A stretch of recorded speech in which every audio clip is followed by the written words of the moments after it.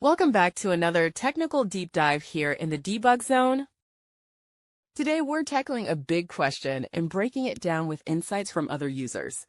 Hopefully this clears up some misconceptions and helps you get the answer you need. So buckle up, stay a little curious, and let's jump right in.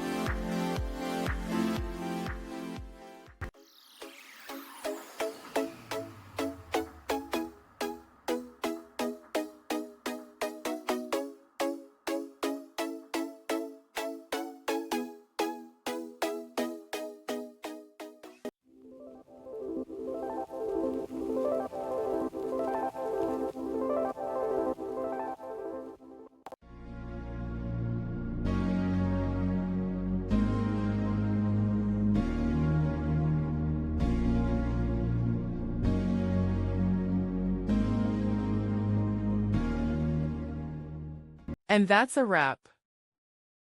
I hope you found the answer you were looking for. If you did, take a second to hit that subscribe button. It really helps out.